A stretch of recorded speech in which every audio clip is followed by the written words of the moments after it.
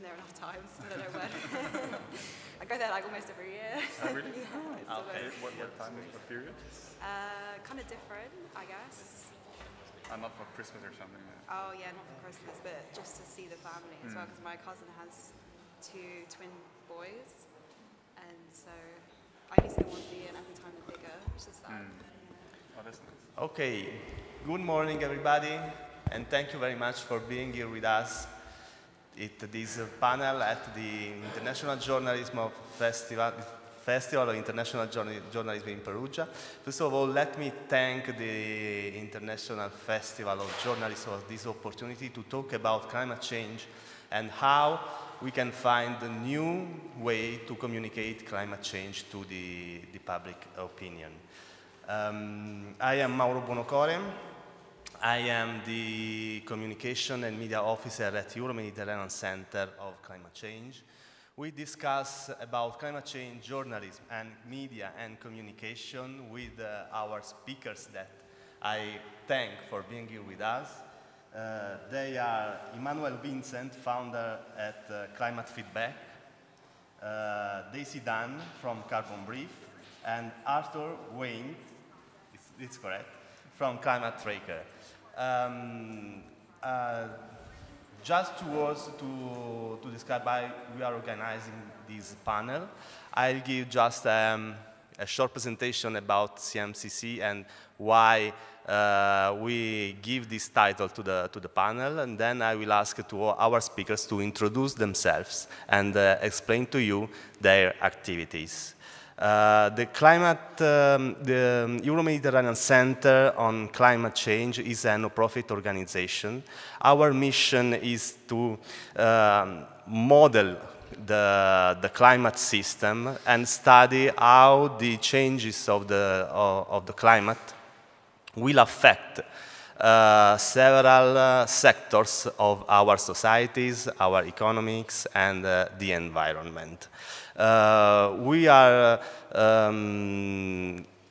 a network made of several partners, and our research is based on the experience and on the contribution of our partners, which are University of Salento, of Tuscia, of Sassari, National Institute of Geophysics and Volcanology, University of Venice, Polytechnic of Milan, the CIRA, and RFF, which is a Washington-based think tank about environmental economics.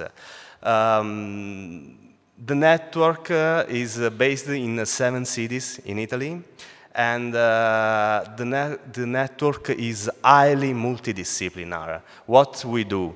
We develop climate models with several divisions which deals with advanced scientific computing. We have a division dealing with and producing climate simulation and predictions, and also using models of the ocean and of the Earth system. Then what we do, we couple this model of the climate, so these scenarios and prediction of the future climate, with other models that explain us how the climate change will affect several sectors. For example, the ocean. So we have a division that is delivering and producing applications, both mobile and desktop, on forecast of the sea. But we also deal with the impacts on agriculture, forest and ecosystem, risk assessment and adaptation, the regional models, so models that make available climate scenarios about very regional areas, very restricted areas, such as, for example, urban areas. And we also work on economic analysis of climate impacts and economic models. Now, why we titled this panel, Don't Think of a Polar Bear? Actually, the correct animal is an elephant. because, why? Because the title refers to a famous book published by George Lakoff, which is a professor at Berkeley, and is a cognitive scientist, who wrote a book titled Don't Think of an Elephant, describing the experiment he uses to do with his students. He used it to start the first lesson of his course with saying to his students, please do not think of an elephant. And then in the coming hour of the lesson, he explained and demonstrated that all the students, for all the hour, what we're doing, they were thinking of an elephant, of course. Why? It is because of framing. George Lakoff wrote this article about framing and communication about environment and climate change in 2010. It is quite interesting because he explains the framing theory applied to environmental communication and climate change. What is a frame? We think, say, Lakoff, in terms of unconscious structures that are called frame. Every word that we use in communication is interpreted by the people according to the frame that this word activate. So, if you want to produce an effective communication, the facts must be described with words that activates the correct frame. Okay? A very important point talking about science and climate is that if you talk about facts, if you talk about data, if you talk about figures, even if they are correct, they will not reach the attention of the people if you don't use the right words and if you do not activate the right frame. So the question that I would ask to our speaker is which frame are we using when we talk about climate change? How are we framing climate change in our communication? We try to ask these questions in a focus story that we just published yesterday in the CMCC digital magazine, which is called Foresight. In the focus story, we have an article by Emmanuel describing the activities of climate feedback, and an article by Arthur describing the activities of Climate Tracker. And we also have an article by Jill Peters about Climate Without Borders. Climate Without Borders, Climate Feedback, and Climate Tracker won the last edition of the Best Climate Solution Award, which is an initiative made by the CMCC in order to select and award the concrete initiatives about climate change. Again, the question is, how are we framing climate change? The focus story also includes an interview to Dan Fagin, which is a Pulitzer Prize-winning science writer and a professor of science communication at New York University. And he says that he finds three ways to frame climate change now. One is resilience.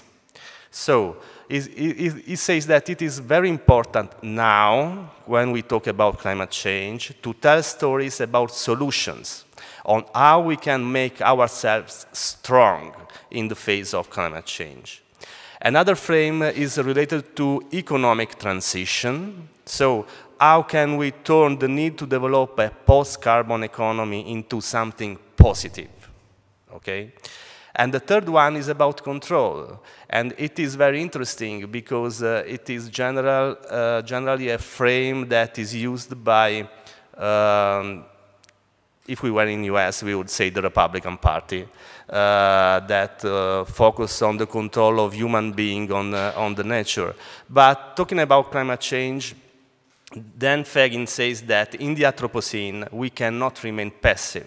What we are doing when we talk about climate change is calling people to action. We are calling people to action. We are calling the public opinion to know about climate change and to act accordingly. And we also call the decision makers, both private and public, to act according to climate change, according to the scientific-based decision. That's all. I would like now to leave the floor to our speakers, starting from Arthur Waynes from Climate Feedback. Arthur, what is climate feedback? Climate trackers. Climate trackers, sorry. How do we, is this on? Take closer. Oh yeah, okay. Hi, my name is Arthur. I work for an organization called Climate Tracker, and Emmanuel works for Climate Feedback. I know it's confusing. There's even an organization called Climate Action Tracker. There's Carbon Tracker.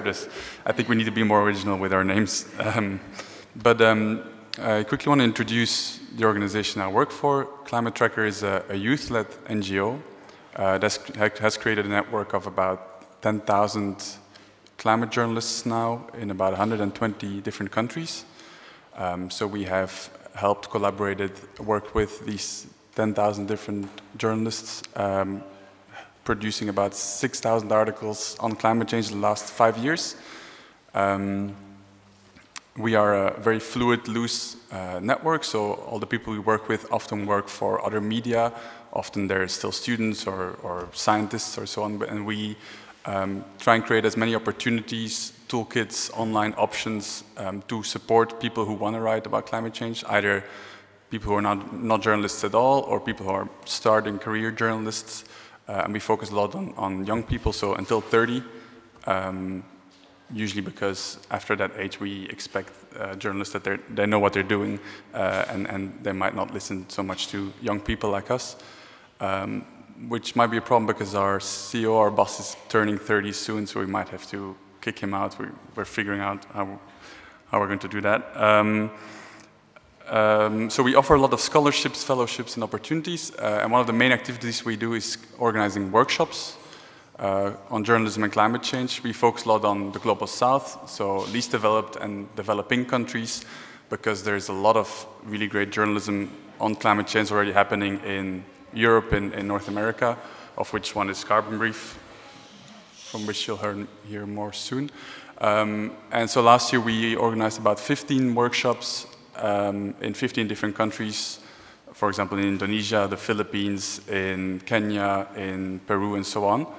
And during these workshops we try and bring in young journalists who want to learn about climate change and journalism, and we collect a whole bunch of experts from that country, ex-scientists from that country, and also senior journalists from that country who are willing to have an interactive workshop with these young journalists from that particular country.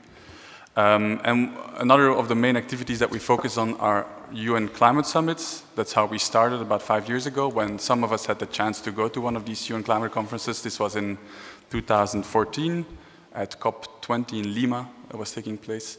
And we were 3 or 4 of us who, as young journalists or wannabe journalists, ended up at this conference. And we realized that these UN climate conferences are like journalistic treasure troves, because imagine having all the sources you could ever want to speak to in one place for 2 weeks, stuck in one conference room, and they can't escape from you. So we realized this is great, this is a learning experience. We can talk to a climate scientist 1 minute and to a climate diplomat the next. But then when we looked around, we realized, okay, the big media are here, the BBC is here, New York Times is here, The Guardian is here, but where are all the other media? Where is the Times of India? Why is the national news of Argentina not here? And then we realized there's a whole bunch of barriers for these media to make it to these big UN conferences on climate change, which are great opportunities for journalists to cover global issues, because the whole global community comes together in that place. And so that's why we created Climate Tracker, to try and overcome these barriers by trying to provide opportunities for journalists to actually participate in the process. And so we tackled the lack of access. We helped young journalists to get accredited through their own media. We tackled the lack of training, because once a journalist manages to get into a UN climate conference, it's a very confusing place. There's lots of closed doors, a lot of jargon. It's actually quite a technical process, so it's really hard for journalists to actually find the stories that they want to cover. And then we helped provide a team and support as well for the people we brought. And so, for example, we've been doing this every year. Last COP was COP24 in Poland, in Katowice, last UN climate conference. And there we brought about 15 young journalists, for example, from India, from Indonesia, from Sudan, from journalists from Afghanistan. So from a whole bunch of different places. And most of the journalists we brought were under 30, were writing for the biggest newspaper in their country, and often were the only journalists from that country present at the UN climate conference. So we had the only Sudanese journalists there. And you could think, okay, maybe Sudan, when we're talking about climate negotiations, maybe Sudan is not such a key player. It's Germany, it's the US, it's Europe that has to reduce their emissions. Why are we focusing our attention to support media in Sudan? But then if you know that as a small organization, we're actually incrementally providing a lot of support from no media coverage of climate change to consistent 2-week-long media coverage in the biggest newspaper in Sudan on climate change. For us, that's the main way we can actually support improved media coverage in these countries. And what we see then, because we offer this sort of, let's say, schooling for 2 weeks, very intensive, often afterwards we see journalists getting better positions. Some of the people we brought with our teams now have created their own climate news websites, or they became reporters for Reuters or New York Times. And even sometimes they even become climate diplomats themselves. And we're talking here about people under 30 that then become part of a government to actually negotiate climate change. So that's our way in of actually supporting a global response to climate change through supporting young people from the global south. I think that's it. If you want to find out more, we have a website called climatetracker.org, or you can also come and talk to me after the talk. Thank you. Thank you, Adar. And I didn't told you, but after the first round of presentation, if you have questions for the speaker, you are free to ask, and we will be able to collect your questions.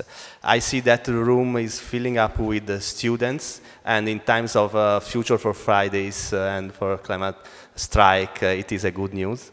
Now, Emmanuel Vincent, we titled the article in Foresight about climate feedback when science feeds news. What does it mean, Emmanuel? Thanks. Hi, everybody. So I'm Emmanuel Vincent. I'm a climate scientist originally. So I did a PhD on hurricanes. So I was really doing physics. And then I arrived in the US and I realized how much in the news there was information that was inaccurate. And I thought, what can we scientists do to improve that situation? So that's when I founded Climate Feedback. And the concept of climate feedback is to try and bring the scientific community to improve the landscape of information online. And mostly what we are interested in is, well, providing feedback about credibility of information to the public, so that if they come to the BBC and find a story that might seem strange to them, then they can try and find an analysis of it, and they will find our website. But we are also providing feedback to journalists, the editors at the newspapers that we provide review of. And increasingly now, because so much traffic is coming from Google or Facebook to the news sites themselves, we also provide feedback to Facebook already about the credibility of different websites and information, so that they can take this information into account when they rank information. So I'm going to show you more later. But basically, the concept is to have stories like these two on the right, a New York Times story or a Telegraph story, and ask a bunch of scientists who are experts on this specific field to first comment line by line on the article if there is anything wrong, or validate the content if it's correct, and then provide this credibility score that you see on the left. So either a positive for a credible story, or negative when there is something clearly wrong in there. And this system of scoring, just so that you know how it's based, we ask precise questions to scientists when they give this. So the first criteria is, of course, factual accuracy. So is it correct, the factual information that is the base of the reporting? But scientific understanding of a topic goes beyond that. It's also, you can pick some facts and go to wrong conclusions. So we also ask them to check the reasoning and the scientific understanding of the topic. And a couple other criteria that I invite you to check on our website, climatefeedback.org/process. So it might be interesting for you as well. And so this is how it looks on our website. For instance, in this case, we verified an article in a newspaper in the UK called Metro. And the claim was that sunspot activity would bring an ice age in a couple decades. So we asked the scientists that you see on the right, the reviewers, to verify this story and issue a rating. And in this case, it's not the entire article, but this specific claim that they found incorrect. And I won't enter into the details, but you can go on the page and see how it's written. And basically here, it was the scientist who was quoted in the article itself who provided feedback on the interpretation of the journalist of his story and saying that he got it wrong. And so what we are also interested is tracking where these kind of claims and stories propagate online.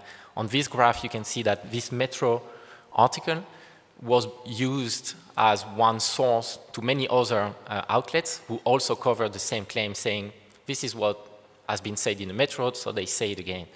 And what we are interested in is measuring how many people would see this kind of claim and the same stories.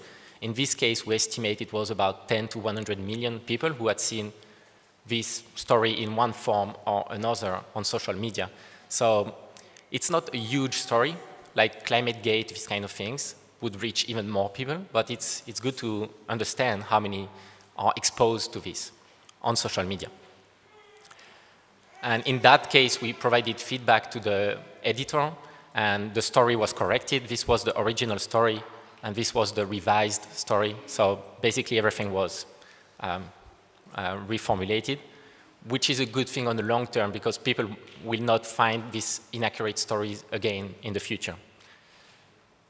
And another thing that we are doing now, so we are entering a partnership with Facebook in which we can access a dashboard of the trending stories of the day, and we can verify this information and provide feedback directly to Facebook. And what they do with that is that if there is a story that is found inaccurate or incorrect, then they would show related article below it. So you would scroll down in your Facebook feed and see the related article, not telling you anything, just there is another version, maybe another understanding of that. But that would also, if it's clearly wrong and inaccurate, decrease the visibility of that post and decrease also the visibility of who shared repeatedly false information. So on the long term, it might change, how many people see information from sources that are not reliable, that repeatedly produce false information. So if you see anything in a scientific field that is trending on social media, then you can also share it with us and we'll try to check it. Because now there is this website, climatefeedback.org, that is the historical, we've built that over the past 4 years, but we're also starting another website similar that's called Health Feedback, and the idea is to be able to cover different sciences so that whenever there is something that you might wonder if it's accurate or not, then you can share with us and we'll try to get scientists to verify. All right, so yeah, I'll wait for the question, but check the website and the Twitter if you want. Thanks. Thank you, Emmanuel. Okay, you see how many different levels of the communication are involved in climate change. It is about future generation and the south of the world. It is about the contributing of science in fact-checking and using social media, but it is also about journalism. We are at a festival of journalism, and the journalist that we have at the desk is Daisy Dunn from Carbon Brief. What is Carbon Brief, Daisy? Thank you. So I'm a science writer at Carbon Brief, which is a website, an online publication based in the UK. We also have one reporter out in the US as well. So we cover anything to do with climate change, which ranges from new scientific research through to changes in policy. So we write about the UK, Europe, North America, but also countries in Asia. So we write a lot about China and India because they are so important to the kind of climate change conversation. So we're quite a small team. There's 8 of us in London, 1 person in the States. And between us, we kind of take on new reports. So we do news, we do analysis, we do long-term features, which are a bit longer, but we also do data visualizations and infographics. So we've got a special multimedia team that help us do that. And our aim is to really cover climate change in a greater level of detail than you would see in newspapers and in magazines. So our articles tend to be quite long, quite lengthy, and will really sort of delve into the science of a new study or delve into the policy implications of a new piece of research. And our audience tend to be receptive to that. Our audience tend to be people who are interested in climate change and they're looking for that extra level of information, that extra level of detail. So I guess university students, scientists, people that work for NGOs, people that work in government, people that work for negotiations, climate negotiations, tend to read Carbon Brief. Yeah, I don't know what else I can say about us, really. I think that kind of sums us up. Yeah. Okay, can I ask a question? Yes, Yeah. of course. Yes, please. Yeah, Daisy, I wanted to ask you, because I know your stuff is often used as well by other media, because you form some sort of basic information source that then other media can pick up on, because it's also copyright free, I guess, Yeah. or other media can copy it? How does that work? Sure, so yeah, that's a good question actually. We are free to republish, so that's republishing our sort of words and text, but not our images, because our images we source from places like Alamy, which you can't reproduce. So you can republish our work as long as it's not edited or altered. So the headline has to be the same, the opening information and all the rest of the text has to be the same. I should say as well that Carbon Brief is not for profit and we're philanthropically funded.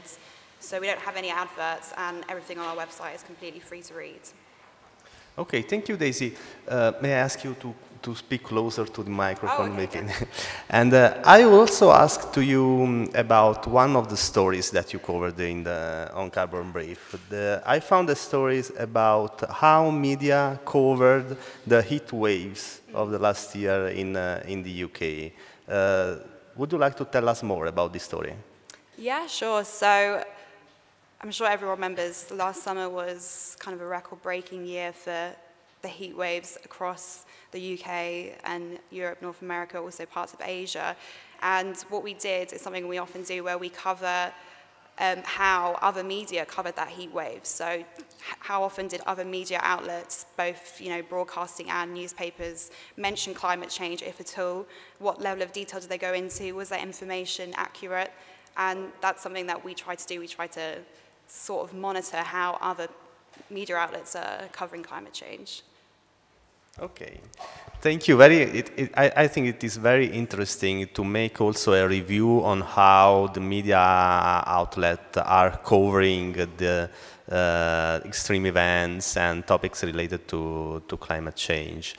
And if there are questions from the audience, don't be shy and tell us if you want to make questions about telling stories about climate change.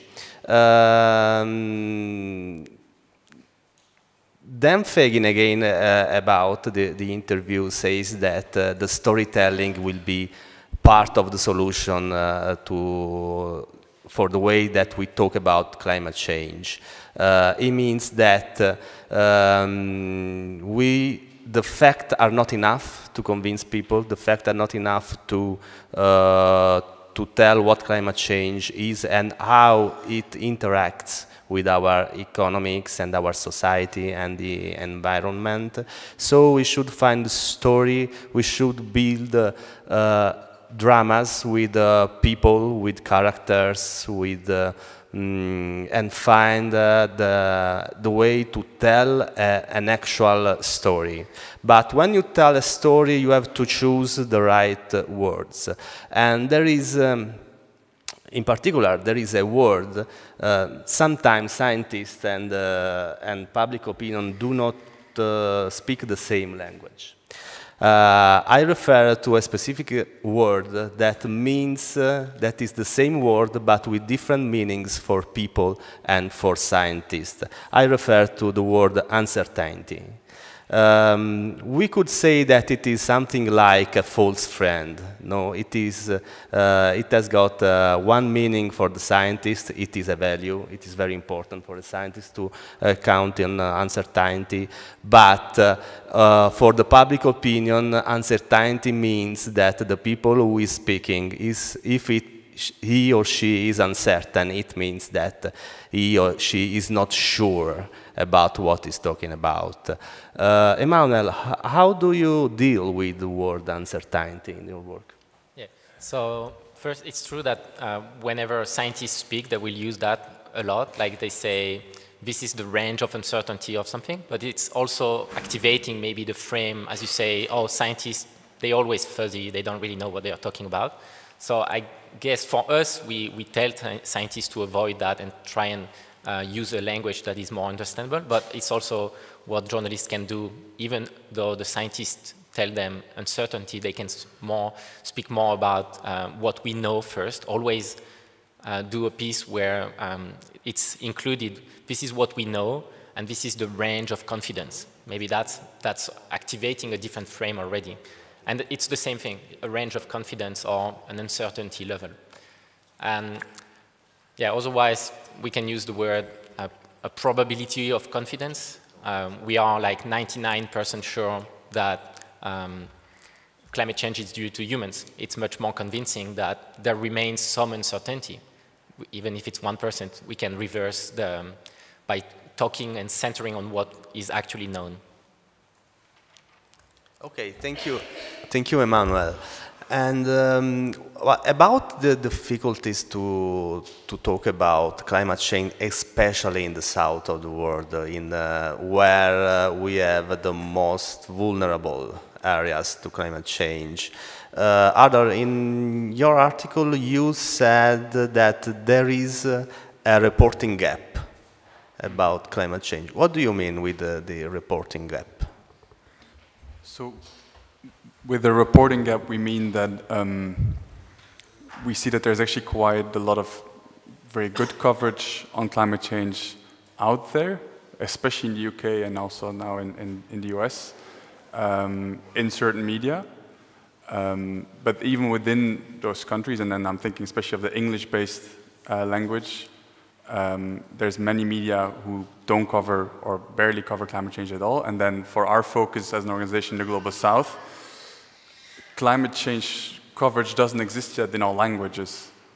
When we first started working with journalists in the Middle East 5 years ago, we couldn't find a single article that mentioned the word climate change in Arabic. We couldn't find them, and we asked journalists, they also never covered it. Not that they didn't know that it existed, but they just didn't. And so for us, one of our main challenges is how to identify what are the barriers, why isn't that being covered, why isn't there no interest, or are there other barriers? And for example, in the Middle East, we did media research and we asked loads of journalists, is this something you know about? Why are you not covering this? Is this not important for your media? And the biggest barrier there was the fact that information about climate change science and so on, or data, would come from the government.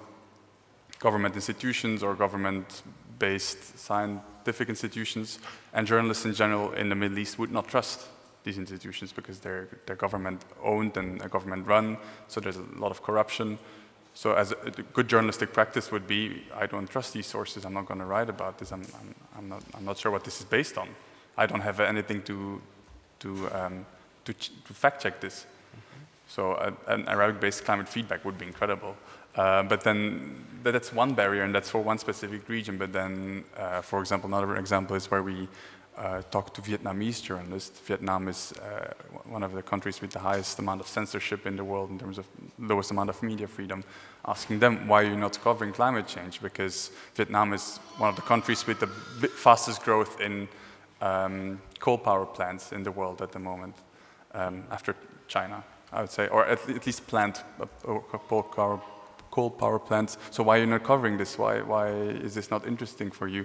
And there, the biggest barrier seemed to be censorship. The fact that if they would write about this, that would actually tap into the vested interests of big corporations, of government institutions, so they would actually endanger themselves. So we try and create tools or helpful initiatives for these different backgrounds, and in Vietnam that would mean creating tools that help protect journalists when they're writing about these things, like anonymizing them, anonymizing their sources. In the Middle East, that would mean finding better ways for Arab-based journalists to find correct information. So there's a whole range of different barriers that we have to address, and so different tools that are needed to make sure that climate change coverage is being mainstreamed all around the world. And the barriers will be very different for UK media landscape compared to the Middle East media landscape. Yes, it is very interesting because the point that mainly climate change is covered in English language and in English-speaking outlet. Maybe it's something that is referring also in Italy. We do not have so big coverage of climate change on newspapers and so on. So we have to search for English media outlet to find stories and find coverage of climate change. Emmanuel, on climate feedback, you cover only English languages? So far, yes. And the plan is to do French the next. That's what I would be most comfortable in. Yeah. But there is so much information online in English, that's where we started. Okay. I have a question for Daisy. Yes, please. So I saw the Carbon Brief very recently, because they're also English-based. Recently, they did a country profile on Indonesia, and that you have done country profiles for several big emitting countries. But you decided to translate that one into Indonesian, was that right? Well, I think we did another one on India. India, sorry. We translated into Hindi. Yes. Yeah, so that was a first for us, but I think it's something that we would like to do, especially with the country profiles, because, yeah, it would be good. Oh, is my microphone on now? Hello? Yeah. Yeah, that's okay. Yeah, so we did an in-depth country profile, so basically we look at what climate change policies and what the impacts of climate change are likely to be on largely emitting countries, so the countries that emit the most greenhouse gases. And we did one on India, which is a large emitter, and we translated it into Hindi so that it could hopefully reach Hindi speakers in India. Did you get any response on this at all? Like, did you know who you reached in the end then, by trying to reach a whole new audience that is not UK-based? I think the response has been positive. I don't know if we've reached, I wouldn't say we've reached like a large proportion of Hindi speakers, but we've reached some people that we wouldn't have reached otherwise. So I think it's definitely worthwhile for us.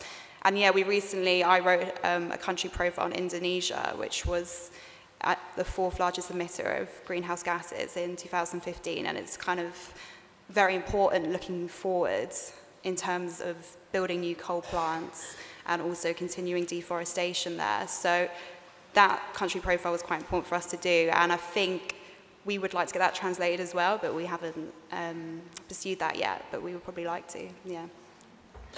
And another thing that I think that would be interesting is to know who is the audience of Climate Brief? I mean, who are the visitors of the website and who are the audience that you address when you write?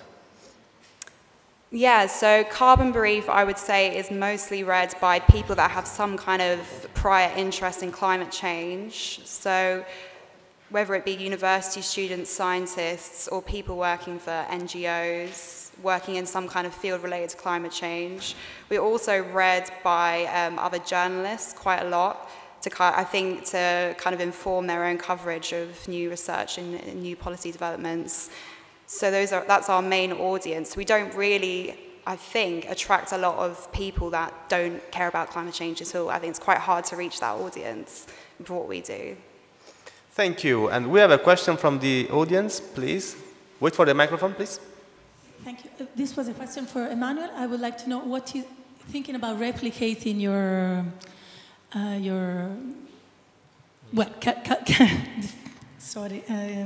climate feedback, maybe in Italian. What's the business model of your website and your activity? Thank you. Yeah. So right now it's kind of journalistic in the sense that we depend on support from the public, and we also depend on support from universities who help fund the people running it. But also this partnership with Facebook brings some resources. So these are the sources of funding today. And yeah, it's still a non-profit. We don't show ads or we don't do these kind of things. But yeah, we are thinking about different ways where we can use the expertise of the network maybe to provide some paid services for some companies.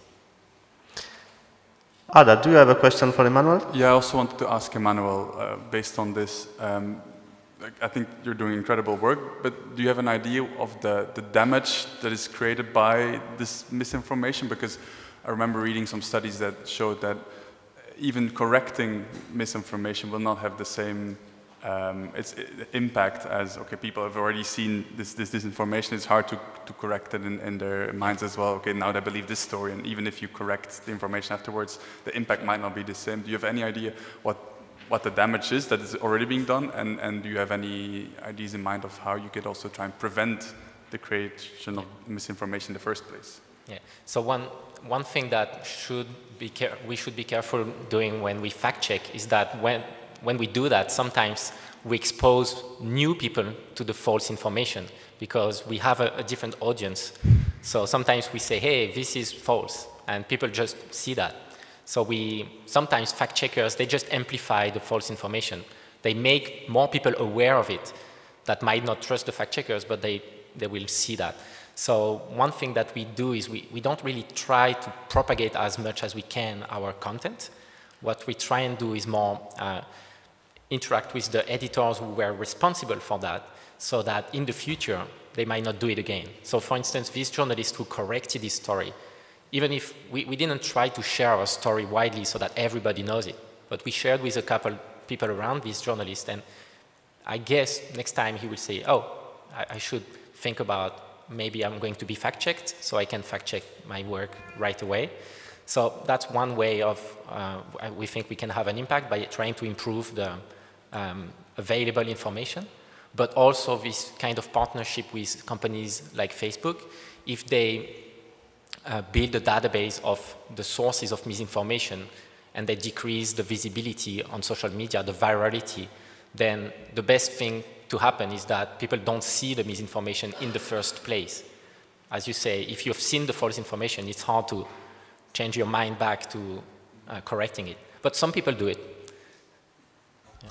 Okay, we have two questions from the audience. I would like also to ask to Emmanuel, before the question from the audience, I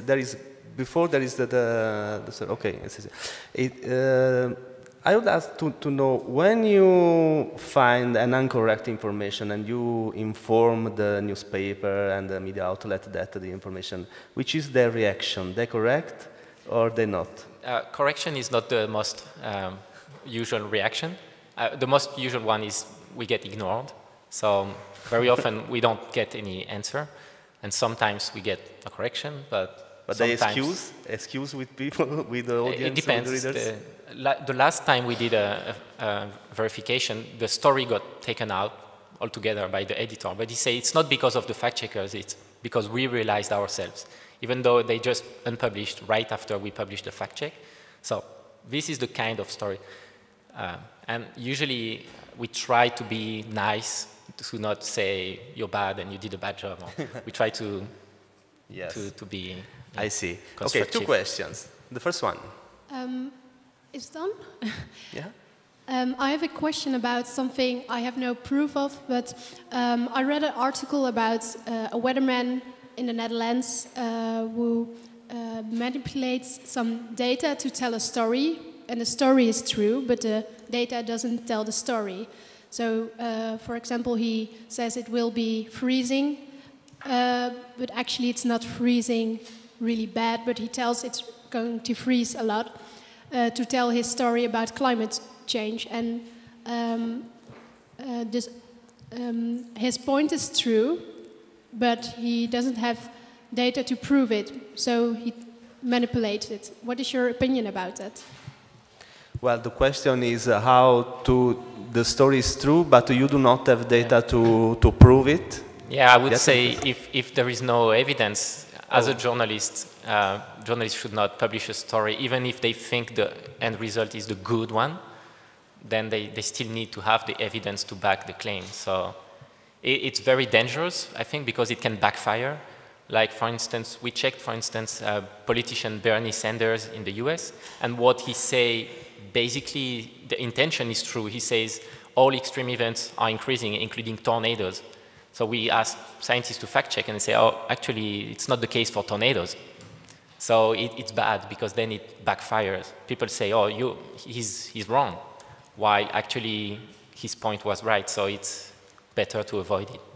Yeah, I think that's true, because people who say climate change isn't real have an argument to say, you see, it's not real because they lie about it. So, thank you.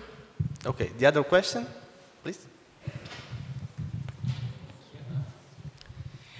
Thank you. And the storytelling is part of the solution. Is very interesting question. And I'm curious. I'd like to know which suggestion can you give to the audience to find a way to find the solution. So to find stories, you mean? To find stories interesting to find out the solution. Okay. About the climate change. Yes. My suggestion is how to find the solution. I would say scientists know the solutions. They work on solutions. Also, they work on scenarios of the future. They work on prediction, on forecasts, but they also work on solutions of impact. So if you want a good story, my idea is start or involve the scientist. As a journalist, involve the scientist as much as you can. This is my view. But what is Daisy's view as a journalist, and also other, if you... So this is about covering climate solutions, is that right? Is that the question? Yeah. How to find interesting stories, and how to talk about solutions, how to find solutions to be told in the stories. I don't know, I think, yeah, new research is a great way to find new stories, so just new research papers, especially from journals that aren't press released. So I think that's a good way of sourcing stories, especially if you're trying to source stories that haven't been covered by other media outlets. In terms of climate solutions, I think there's a lot of interesting initiatives and things out there. Like, there's a big push at the moment about natural climate solutions. So ways to reduce the amount of greenhouse gases through nature, so through reforestation and things like that. I think there's a lot of interesting stories to tell there, and sort of delving into that topic, talking to scientists that study that particular field could be a good source of stories. Even though I'm a scientist, I would say don't just talk to scientists. I would say in terms of the framing that we spoke about, I think many people are sensitive to science, but some other people care more about economy. So I would give more an advice on covering companies that are doing some progress. Or also, it's very polarized. climate change, at least in the US. I don't know about Italy, but in the US, like most people on the left wing of politics would say climate change is real and a serious issue, and most people on the right wing would say it's not the case for reasons of manipulation in the media, mostly I would say, or private interest. But if you show that actually people that are more on the right wing, some of them actually care about climate and they try to find solutions that are different from the other people. They try to find market-based solutions. So I think depending on your audience, these kind of stories might be very important to bring. And companies that might not be very famous, like some companies work on carbon offsets. And there are new companies that try, for instance, to extract CO2 from the atmosphere. Like, there are many things that companies are doing, and I think it's an interesting angle and the framing as well. Okay, Ada, do you want to add something to Not really, just shortly to add on to what Emmanuel just said. I think it's very rewarding to not just talk about the concept of solutions, but actually describe very practical out there in the world stories that are already being implemented by people. And it's very nice to add the human-centric element here. Like, hey, this person or this organization or this community is implementing this solution. Adding people to that solution and how these people are implementing that solution is very powerful, I think, and it's a very nice story. Very rewarding as well to communicate about. Okay, other questions? One there and one here. So let's go on with two questions. Yeah, thank you for the floor.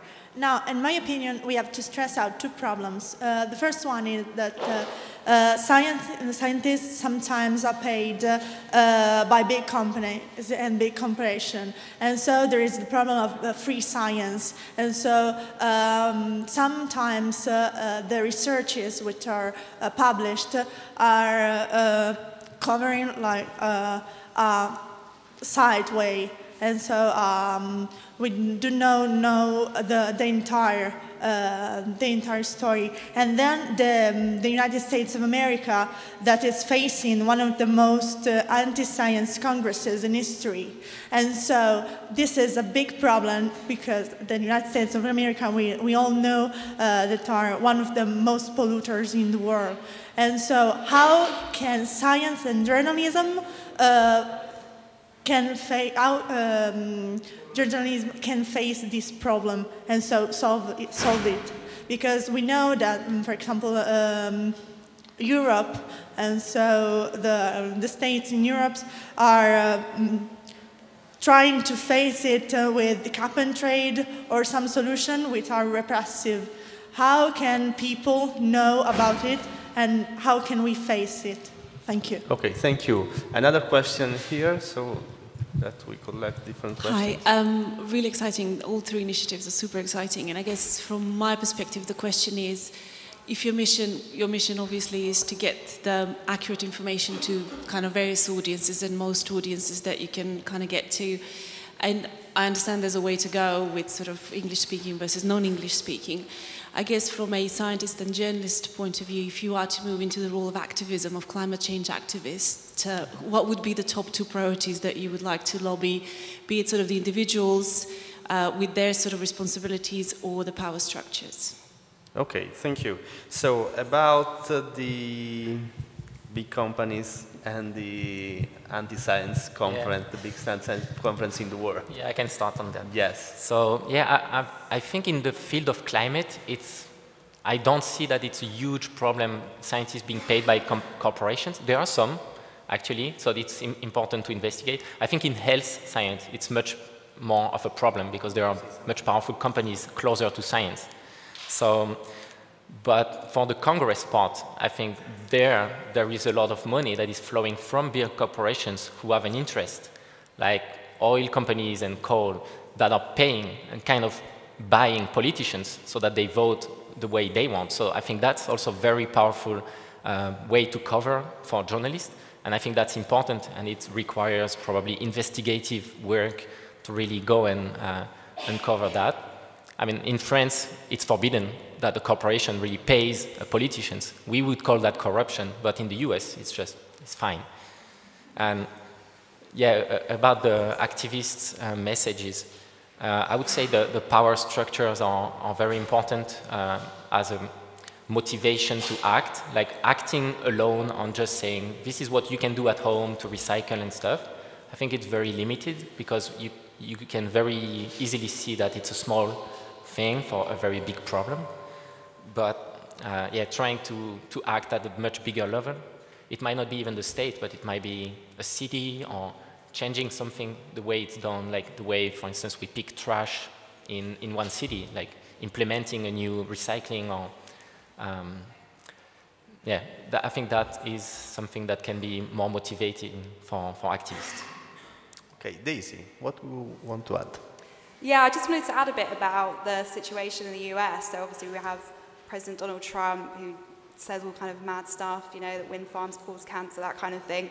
But I think in a kind of weird way, there are so many people that disagree with him, and there are so many people that are looking for stories and sources of information to prove him wrong and say, well, I've read this article that completely proves him wrong. So I think in a weird way, it's created a landscape where people are really looking for very accurate, very like on the nose climate journalism. So I think especially for Carbon Brief, we've seen so much interest in our American stories and our stories written by our American journalist, C. Kausfaber. And I think that is one of the reasons why, is that people are really looking for good climate journalism there. Okay, my opinion on this is that as the science is proving that debunking is not so effective when a false news is delivered, I suggest let's concentrate on positive news. Let's concentrate on find the good framing and making the good stories and deliver them. But I know that it is a big problem. Yes, it is. Ada, what do you think about nothing? Okay. No, maybe that you think a lot of things, but you don't want to talk about it. So, other questions from the audience? Yes, please. Here. The microphone, please. Oh, you can use this one. Yes, thank you. So, my question is just for you and maybe for all of you, what would be maybe the three important action or facts to keep in mind when you're a journalist wanting to write about environment? And what are the things important for you to improve environmental journalism? Okay, thank you. It is the very last questions. Ada, you have to say something now. So, the things important for journalists to keep in mind, I think for me personally, the most important one is that when writing about climate change, you could literally write about anything because it's affecting everybody in all levels of society, in all sectors of society. And that's why it's such an undercovered issue, I would say, because it should be the #1 issue in the media constantly because it touches upon so many different things. I think it should be covered the way Brexit has been covered. You know, Brexit has been covered like the future of all British people depends on it. Well, it's the same for climate change. The future of everybody here depends on it. So why are we not covering it as such? So I think that's the takeaway for me. Thank you. Daisy. Okay, so 3 things I would think. I think the first really important thing is accuracy. I think having a kind of really high level of accuracy is so important for climate change journalism in particular because there's such a need for it, and there's also people that are willing to turn you down if you aren't very accurate, so you might as well get ahead of them. Second, I would say data. So stories to do with data or data visualizations, I think it's a really great way to make stories and to communicate with people. I think people really, they see a chart, they see a map, and it kind of brings home something for them for climate change. They can connect to it very well. But then also, I'd say my third point is human interest. So climate change is so relevant to people, and there are so many interesting human interest stories out there that haven't been told or could be told in a different way. So I would bear those 3 things in mind. Cheers. Thank you. And Emmanuel? Yeah, so 2 things. One, I would say is maybe don't focus exclusively on the people who really deny the science, and they are very vocal, they are very visible, but they are actually a minority. They are smaller than what we think. And another thing is if you need help with scientists, then contact them and reach out to them. I think usually they would really answer. And if you need help with that, you can contact us, and we would be happy to try and make the connection if we can. But there is also other websites like Sciline in the US, sciline.com, or a new website called MetaFact, metafact.io, where they have an open platform where you can ask a question and get it answered by scientists. So hopefully these are resources that can be useful. Okay, thank you everybody. Thank you. We have no more time for other questions. So I thank Daisy Dunn from Carbon Brief. I thank Arthur Waynes from Climate Tracker and Emmanuel Vincent from Climate Feedback. And I thank all of you for your questions and your attention. Enjoy the festival.